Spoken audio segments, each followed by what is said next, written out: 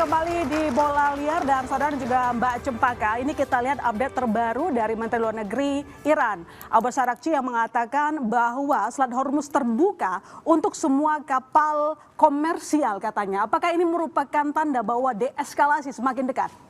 Betul Mbak Ilona, kan mungkin kita lihat juga bagaimana kemarin dan hari ini Asim Munir dari Pakistan masih juga berada di Iran. Nah menurut saya ini juga salah satu bagaimana keberhasilan Pakistan sebenarnya mungkin menjadi interlokutor, mediator dalam melakukan tidak hanya back channel diplomasi tapi juga subtle diplomasi. Karena kita tahu beberapa waktu yang lalu Iran juga sudah mengunjungi ke Pakistan dan rencananya Asim Munir juga akan segera berkunjung ke Amerika Serikat.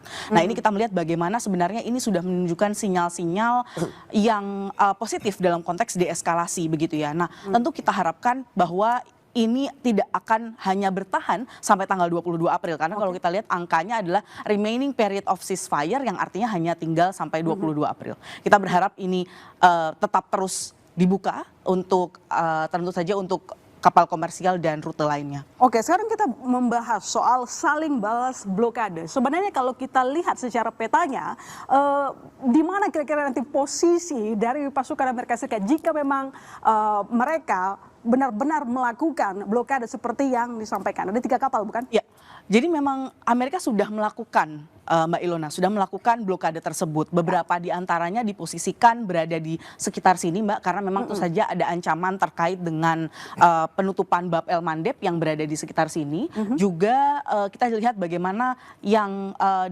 diletakkan oleh Amerika Serikat, kapal-kapal terutama kapal yang kapal induk dan kapal lainnya itu berada di sekitar di sini Mbak. Kenapa dia menaruh di sekitar timur Oman, di sekitar timur Gulf of Oman ini Mbak? Karena memang tentu saja kita tahu sekitar 200 km laporannya Mbak, 200 km dari sini. Karena jarak tersebut itu masih di dalam jarak 200 km itu masih mungkin sekali diraih oleh misil ataupun bahkan drone drone kamikaze milik Iran sehingga tentu saja jarak aman berada di sini. Kita juga lihat bagaimana beberapa hari lalu ketika pertama kali dilakukan ceasefire, gencatan senjata, bahkan ada kapal destroyer atau penghancur yang ditempatkan oleh Amerika Serikat untuk dalam tanda kutip teasing Iran gitu ya, yang tadi kita lihat di video pertama. Nah ini di sini.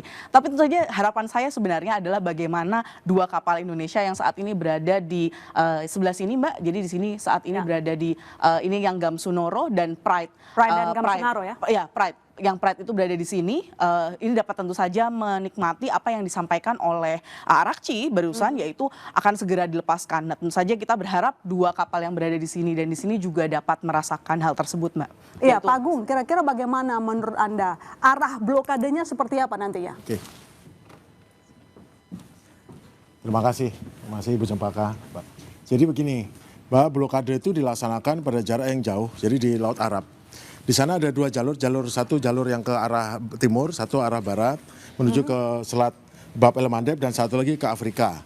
Kemudian penjagaannya dibagi 2. Jadi kapal Abraham Lincoln berada di sini dikawal oleh 4 kapal destroyer dan frigat untuk pelindung daripada serangan udara menggunakan Aegis. Sedangkan ada 3 atau 4 kapal di sini untuk menjaga sini dan 3 atau 4 kapal di sini untuk menjaga kapal yang mau masuk dan keluar. Tahunya mereka dari mana ada kapal masuk dan keluar? Setiap kapal mempunyai transponder yang akan memancarkan sinyal sehingga kelihatan keluar. Masalahnya terjadi bagaimana kalau mereka mematikan transponder. Tidak cukup banyak yang bisa mengindikasi sehingga praktis 20 kapal itu lolos sebetulnya karena mematikan transponder dan melipir di pinggir sini. Itu yang terjadi.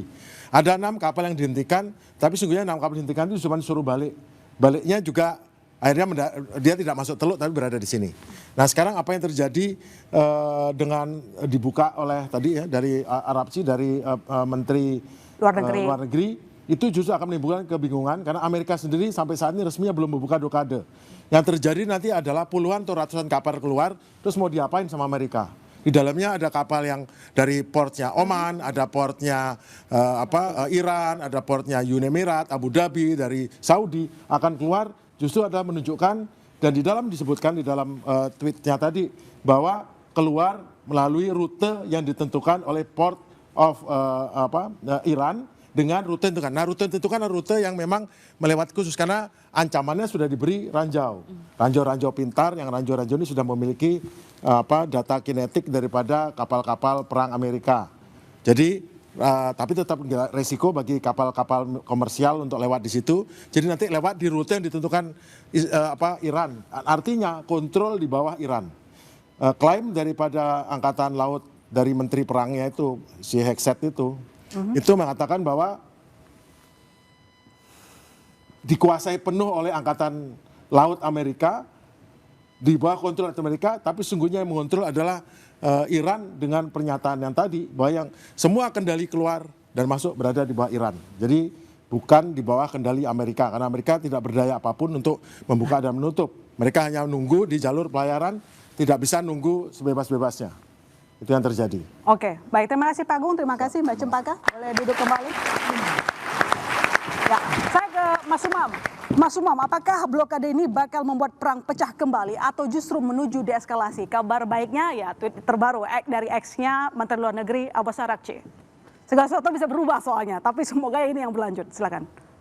Kalau statement dari Abbas Araghchi itu bisa juga dimaknai sebagai sebuah counter strategy terhadap langkah-langkah yang dilakukan oleh Amerika Serikat. Kemarin Amerika mencoba untuk mengklaim bahwa strategi blokade itu adalah sebuah bentuk respon pasca kegagalan negosiasi pertama. Maka kemudian kalau tidak salah informasi kemarin ada 2 kapal China diminta untuk putar balik. Dengan segala justifikasi maka kemudian Trump dengan segala kepercayaan dirinya, China one day Xi Jinping akan memeluk saya, berterima kasih untuk memberikan penyelamatan akses dan lain sebagainya dengan justifikasi bahwa Hormuz berada di bawah kontrol Amerika Serikat. Tetapi fakta per saat ini ketika kemudian Amerika mengklaim bahwa ini berada di bawah pengaruh dari Amerika Serikat, tetapi fakta ketika kemudian tadi Iran memberikan ruang, maka ini menjadi counter terhadap strategi yang disampaikan oleh Amerika Serikat itu. Nah, di level ini tentu masih sangat tidak pasti, sangat unstable karena basis ceasefire yang terjadi di Lebanon antara Hizbullah dan juga Amerika Serikat ini betul-betul sifatnya fragile dan tentu akan sangat bertalian paralel dengan bagaimana kemudian proses nanti negosiasi Amerika dan Iran di tahap kedua.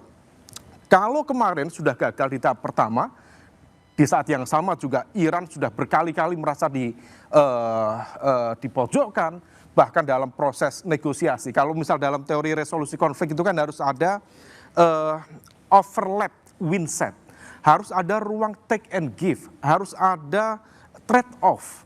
Kemarin kan tidak ada ruang itu, seolah kemudian ini sangat Trump minded. Jadi semua instruktif, semua kemudian sesuai dengan apa kehendak Trump dan ruang negosiasi itu sangat minim. Nah kalau misal kemudian dalam proses negosiasi kedua nanti tidak memberikan ruang yang sama untuk melakukan proses yang setara, maka bisa saja apa yang terjadi di Hormuz berkepanjangan lagi. Nah situasi ini yang kemudian masih penuh dengan ketidakpastian. Kembali ke konteks tadi, kita berharap misalnya kunjungan dari Presiden Prabowo misalnya ke Rusia, kemudian ke Prancis, selain bicara tentang konteks energi, karena bagaimanapun juga Rusia juga punya pengaruh yang luar biasa, konteks energi. Dan tampaknya ini situasi yang sangat menguntungkan. Rusia termasuk yang panen hari ini. Karena hampir semua negara dunia aksesnya ke Saudi, bukan Saudi, tetapi ke Arab secara umum, terutama di Hormuz, yang melewati Selat Hormuz. Tapi kan Rusia selama ini kan menjadi produsen yang luar biasa. Dia punya kapasitas produksi itu satu hari itu sekitar 10,53 juta barel per hari. Konsumsi internalnya praktis hanya 3,7 juta barel per hari. Gap yang luar biasa dan ini harus diekspor keluar. Tadi sore saya berdiskusi dengan Pak Hamid Awaludin, mantan dubes Rusia. Sejak beliau dulu aktif menjadi dubes di Rusia, Rusia berkali-kali menawarkan minyaknya. Tetapi karena pertimbangan geopolitik, Indonesia sendiri misalnya tidak merespon. Banyak negara tidak merespon karena melihat Amerika Serikat. Tapi per saat ini, plus dalam situasi uniknya, Amerika di bawah Trump melihat Putin ini menjadi aktor yang respected, kita tidak tahu dengan segala unpredictability dari seorang Trump, Oke. maka ini menjadi kesempatan yang baik bagi kita untuk merapat ke Rusia. Meskipun perimbangan-perimbangan tadi, let's say itu bagian dari multi approach atau multi alignment approaches yang kemudian bisa dilakukan oleh Indonesia. Baik, nanti saya lanjut ada lagi ke Anda, tapi setelah ini kita coba melihat ke dalam negeri dulu. Ini soal sentimen dalam negeri, ada survei, di mana survei ini menanyakan soal bagaimana pendapat masyarakat Indonesia atas serangan Amerika Serikat Israel ke Iran. Mayoritas 60,1% tidak setuju, sangat tidak setuju 23%. Ini ternyata mayoritas yang tidak setuju dan sangat tidak setuju. Berikutnya kita akan lihat bagaimana pendapat dari masyarakat atas masuknya Republik Indonesia jadi anggota BOP. Mayoritas 41,5% tidak setuju, yang setuju 21,6%. Sikapnya ini terpecah. Saya ke Pak Jayadi. Pak Jayadi, kenapa kira-kira ini ada dua inti yang berbeda ya? Yang satu, masyarakat Indonesia sangat tidak setuju dan mereka sangat menolak tindakan Amerika Serikat menyerang Iran. Tapi satu sisi, masyarakat Indonesia lebih banyak tidak setuju ketika Indonesia menjadi bagian dari Board of Peace.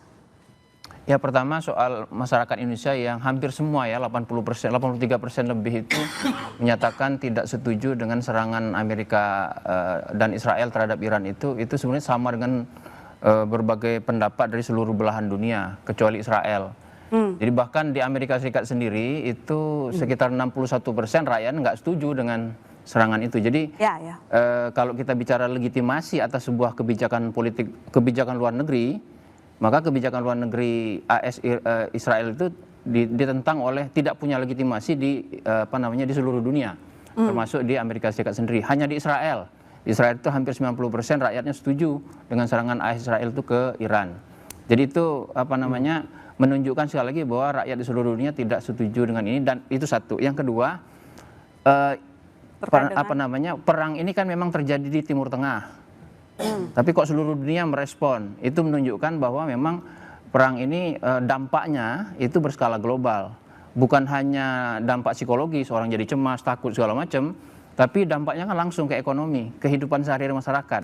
Ya, perang di Timur Tengah ini bisa berdampak ke tukang gorengan tuh, ya kan? Kalau akibat perang, pasukan BBM terhambat, pemerintah menurunkan subsidi misalnya atau mengurangi subsidi, harga bahan sembako menjadi naik, tukang gorengan kena. Jadi bayangkan ya, pengaruhnya itu sangat real gitu. Karena itu masyarakat di dunia melihatnya. Nah, BOP itu sebetulnya kan sebuah kebijakan yang diambil oleh pemerintah Indonesia untuk menjadi anggota itu sebelum perang ini terjadi kan, sebelum serangan ini terjadi. Ya, sudah pernah ada serangan sebelumnya, tapi serangan yang bulan Ramadan ini kan belum terjadi ketika kita di BOP. Nah, tetapi BOP itu kan sangat terkait dengan isu ini, ya kan. Serangan AS Israel ke Iran itu kan terkait dengan satu, katanya Iran itu mengancam perdamaian dunia, mengancam perdamaian di Timur Tengah, ya kan. BOP kan untuk menjamin perdamaian. Kemudian yang kedua adalah karena pemerintah Iran itu zalim kepada rakyatnya sendiri. Karena itu dengan diserang nanti rakyat Iran akan terbebaskan. Nah, dua-duanya itu kan tidak terbukti gitu. BOP yang dipimpin oleh Trump, ada Israel di dalamnya itu, dan Indonesia menjadi anggota, itu ternyata baru aja BOP-nya dibentuk, perangnya malah lebih parah gitu kan. Jadi itu saya kira yang menyebabkan masyarakat Indonesia dan mungkin di beberapa negara yang lain melihat bahwa keanggotaan di BOP itu tidak, sebagian besar masyarakatnya, mayoritas ya, 50% lebih itu menyatakan tidak setuju. Oke, tapi apakah diplomasi zigzag yang dilakukan oleh Presiden Prabowo Subianto ini karena membaca sentimen publik sedemikian seperti yang terbaca dari survei Anda? Saya bukan ahli hubungan internasional, tapi saya belajar sedikit. Tetapi yang para ahli ajarkan kepada kita adalah bahwa politik internasional, kebijakan luar negeri itu selalu adalah resultante gabungan antara masalah internasional dengan masalah domestik. Apalagi di negara demokrasi seperti kita, ya. Walaupun situasi demokrasi kita dianggap banyak menurun, tetapi kan kita masih negara demokrasi. Karena itu suara publik penting untuk melegitimasi sebuah kebijakan sepenting seperti BOP atau seperti kebijakan yang terkait dengan perang di Iran ini. Sejauh ini memang kita lihat, nggak tahu ya para teman-teman yang ahli HI di sini, memang apa sih kebijakan resmi Indonesia terhadap serangan Amerika Serikat dan Israel itu terhadap Iran itu sikapnya apa sebenarnya secara resminya? Kayaknya belum begitu jelas terdengar, benar nggak gitu Pak? Nah itu menimbulkan sentimen di publik. Ini sebenarnya padahal kita tahu kan sentimen di publik kan sangat negatif terhadap serangan itu. Jadi kalau kita mau sederhanakan, rakyat Indonesia itu berdasarkan survei ini pengennya pemerintah itu tegas tuh, misalnya mengutuk serangan terhadap Iran gitu, dan seterusnya. Seperti kata Pak Agung tadi. Tapi kan sampai sekarang kan tidak jelas. Nah, untuk mengakomodasi sentimen publik itu saya kira pemerintah dalam hal ini Presiden Prabowo itu menunjukkan sinyal-sinyal kepada publik bahwa dia ke Perancis, ke Rusia, lalu pada saat yang sama juga ke China dan sebagainya. Baik, saya ke Pak Samsu. Apakah Anda juga melihat memang ada korelasi dengan sentimen publik domestik Indonesia dengan kebijakan Pak Prabowo diplomasi zigzag? Betul. Selamat malam semua. Assalamualaikum. Jadi sentimen politik domestik Indonesia itu menjadi hal yang sangat dipertimbangkan oleh pemerintah Indonesia. Kenapa? Karena memang secara global sentimen publik itu telah mampu merubah kebijakan strategis nasional beberapa negara. Di antaranya Prancis sendiri, Spanyol, Amerika sendiri bahkan. Australia juga termasuk Inggris juga itu mereka memberikan perlakuan atau sikap yang lebih lunak kepada Palestina kemarin itu karena dukungan domestik politik. Dan itu luar biasa pengaruhnya. Dan Indonesia pun juga mengalami hal yang sama. Ketika kita pertama kali masuk di BOP, barangkali 100% warga negara Indonesia itu tidak suka kita masuk di BOP karena sentimen anti Amerika dan anti Israel, karena kita lebih kepada Palestina. Tetapi setelah Pak Presiden Prabowo mengundang beberapa tokoh termasuk tokoh agama, kemudian menjelaskan bahwa BOP ini adalah satu-satunya pintu, satu-satunya forum yang nanti punya harapan untuk membicarakan Palestina itu dalam forum-forum internasional. Baru kemudian mereka mengerti, tetapi dengan catatan apabila ternyata BOP ini tidak seperti yang diinginkan atau dikehendaki oleh kita semuanya itu, maka kita punya exit tool yang jelas. Dan ini sampai sekarang exit toolnya sudah kelihatan, tetapi Presiden Prabowo belum berani mengambil sikap untuk keluar dari BOP karena kita juga masih wait and see seperti apa situasinya. Kami di DPR ini menganggap bahwa memang sudah tidak aktual lagi ini kita keluar atau masuk di dalam BOP itu karena memang sudah bukan hal yang paling aktual walaupun tetap masih aktual. Tetapi yang penting untuk kita bahas sekarang ini adalah bagaimana menjadikan proses-proses yang uncertain tadi yang disampaikan itu adalah dengan dukungan regulasi yang memungkinkan kita memiliki point of view dalam proses-proses diplomasi. Kenapa? Karena pada saat kita melakukan diplomasi zigzag, kita ke Amerika, kemudian juga ke Rusia, kemudian ke Prancis itu, kita tidak memiliki isu strategis.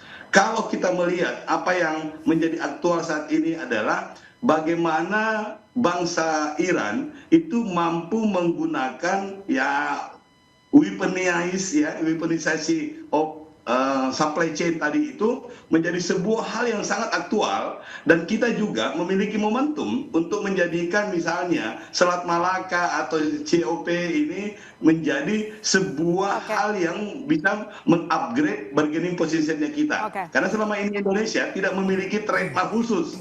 Kita produksi nikel banyak, kita punya COP bagus, kita punya jalur lalu lintas, tapi kita tidak menggunakan itu sebagai bargaining utama. Iya, nanti saya lanjutkan lagi ke Anda.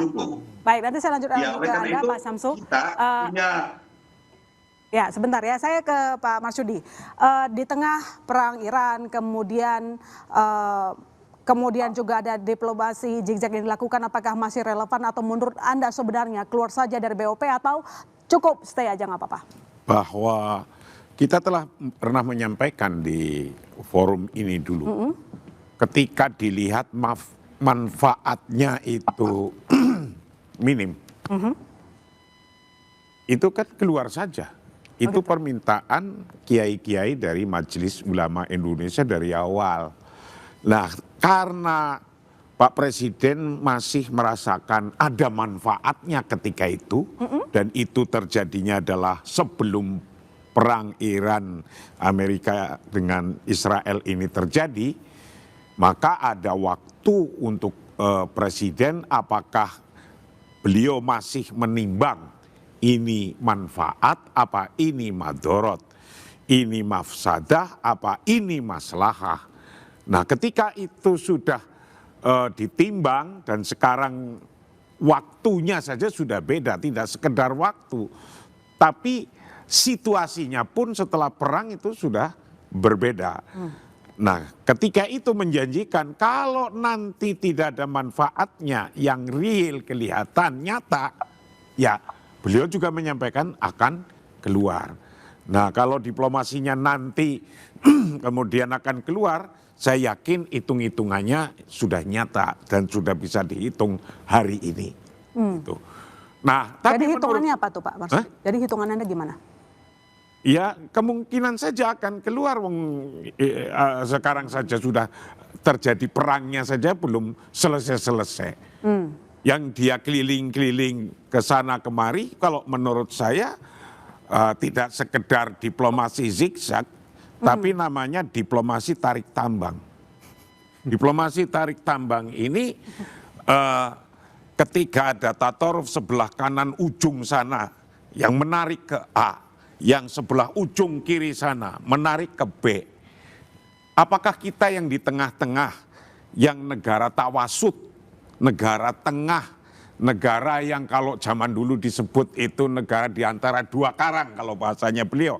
Kalau bahasanya beliau tadi negara yang independen tapi aktif.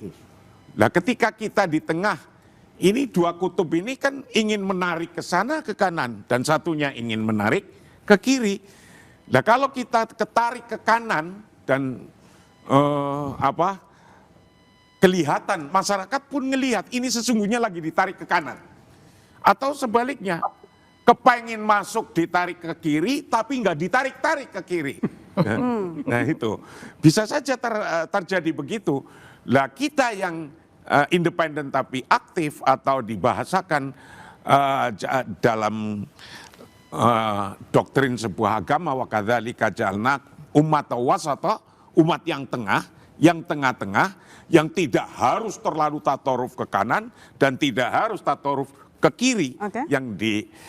Yang demikian itu dianggap adalah sikap yang paling adil jika memang benar-benar untuk mengambil langkah-langkah yang manfaat agar tidak sampai mendapatkan mafsadah, langkah-langkah yang mendapatkan maslahah agar jangan sampai yang didapat malah mador.